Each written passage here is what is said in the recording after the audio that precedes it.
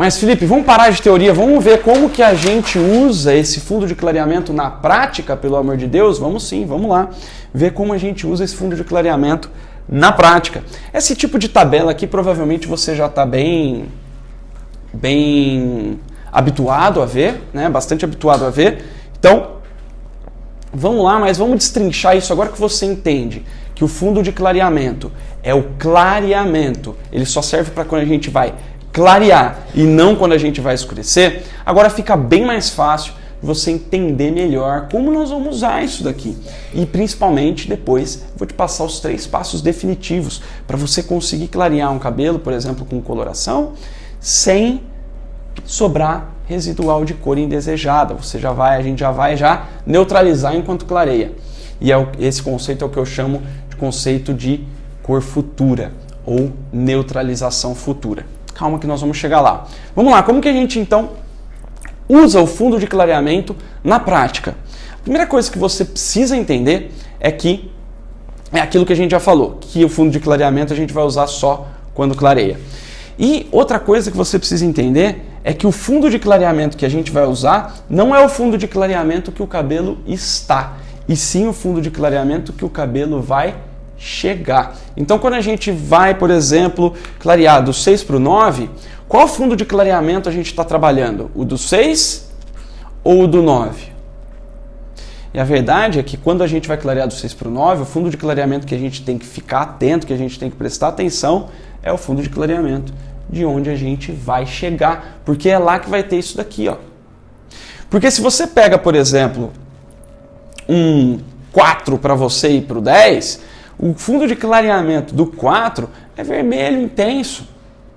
É aquele vermelho bem intenso, quase vinho.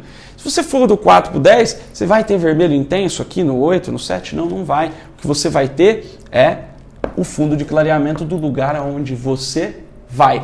Ah, Felipe, mas quando eu vou escurecer, aí eu tenho que saber. Não, você não tem que saber. Lembra que eu falei que fundo de clareamento é completamente diferente de fundo de escurecimento? Então, você praticamente não vai usar esses fundos de clareamento aqui. A gente só vai usar fundo de clareamento 5, 4, 6, quando a gente vier, por exemplo, de um preto e a gente vier para uma tonalidade 5, aí a gente vai saber que o fundo de clareamento vai ser o vermelho. Então, se a gente pegar um cabelo 1, 2 ou 3 e começar a clarear ele e quiser deixar ele no 5, aí a gente vai ter o fundo de clareamento vermelho ali. Mas, se a gente quer ir do 6 para o 9, a gente não vai pensar que tem vermelho ou que tem laranja. A gente vai pensar lá no 9, ó, que tem amarelo, que sai um pouquinho de alaranjado. Então, é isso o que você precisa entender. Que primeira coisa, a gente vai usar, ó, o fundo de clareamento do tom objetivo, ou seja, do tom que nós vamos chegar. Então, a fundo de clareamento a gente vai usar do tom objetivo, né? Então, a gente vai para o 9, a gente vai pensar sempre no amarelo, em um leve alaranjado. Se a gente vai para o 8, a gente já vai pensar num alaranjado mesmo. Se a gente vai clarear para o 7, independente de onde a gente parta. Felipe, tá bom, mas eu vou para o 9. Então, se eu vier do 1 para o 9 ou do 8 para o 9, o fundo de clareamento é o mesmo?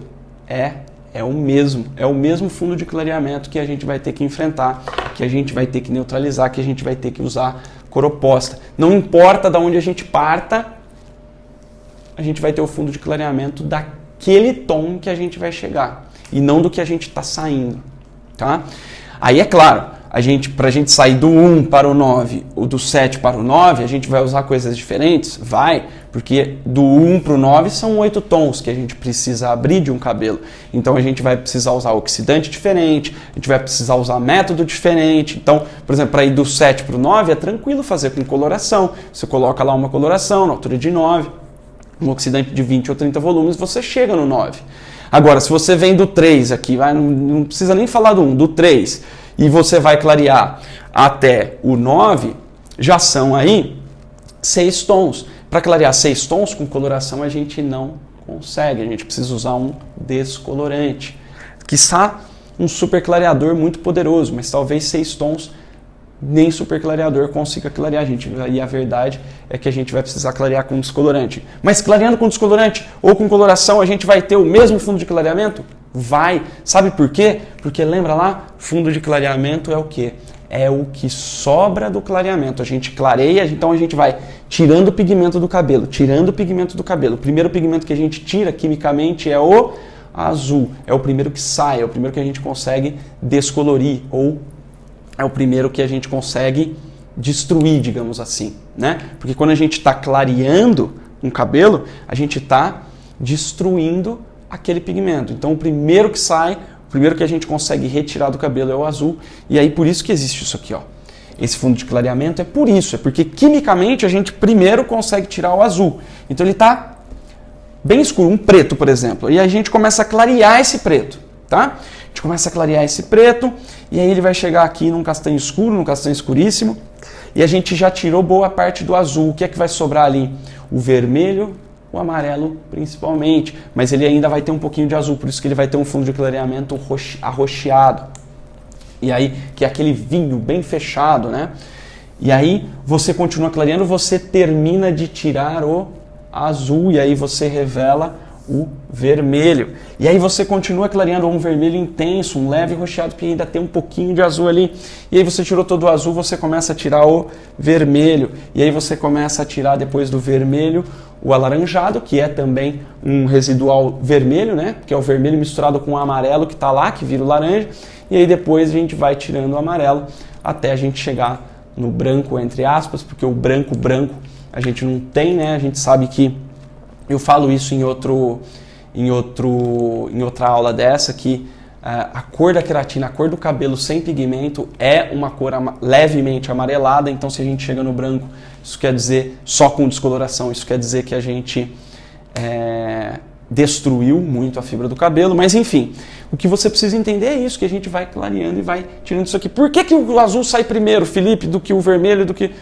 É uma questão química, é por causa da estrutura química de cada pigmento, é por isso que a gente vai tirando. Ah, mas você falou que quando a gente tem um fundo de clareamento mais ameno, mais acinzentado, a gente não vai ter residual vermelho. É verdade. E aí quando a gente vem do preto e vai subindo, a gente vai revelando um alaranjado mais intenso até chegar no amarelo. Mas quando esse cabelo, por exemplo, está com coloração preta, aí provavelmente a gente vai passar bem certinho por isso daqui, passando pelo roxo, vermelho, vermelho intenso, vermelho, vermelho laranja e etc. É por isso que aqui, ó, eu nunca tenho uma cor só. Eu sempre coloco aqui, ó, vermelho. Mas aqui, ainda assim, pode ser um laranja intenso, quando o cabelo é natural.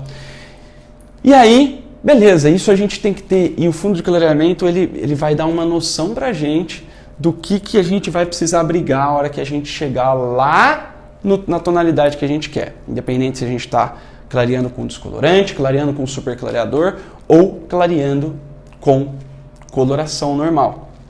E olha só, você fala, mas eu não concordo que o cabelo natural não passa pelo vermelho. Então, o que eu posso dizer para você é que contra fatos não há argumentos. Então eu vou mostrar um vídeo de um teste que eu fiz aqui no salão, que eu usei um cabelo natural, acinzentado, peguei uma mecha desse cabelo e fiz a descoloração desse cabelo, que ele está na altura de 6, então a gente deveria ver um alaranjado, pelo menos intenso, a gente deveria ver, certo? E o que eu pude ver é que não passou praticamente pelo alaranjado, ele foi do castanho, né? Era um castanho claro, acinzentado, então ele passou direto do castanho claro cinzentado para um marrom não muito quente, que acabou passando quase que diretamente para o amarelo. Revelou-se um amarelo intenso, sim, mas era amarelo, não tinha tanto alaranjado ali.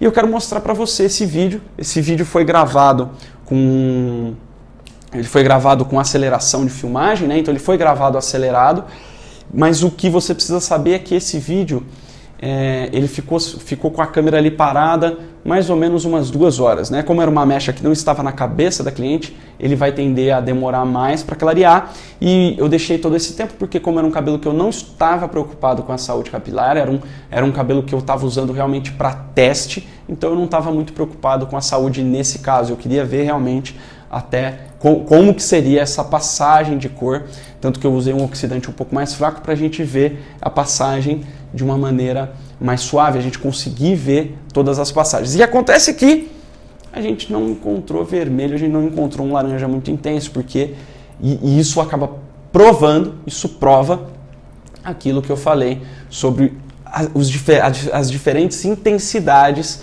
do fundo de clareamento. Mas sem mais delongas, bora lá assistir o vídeo.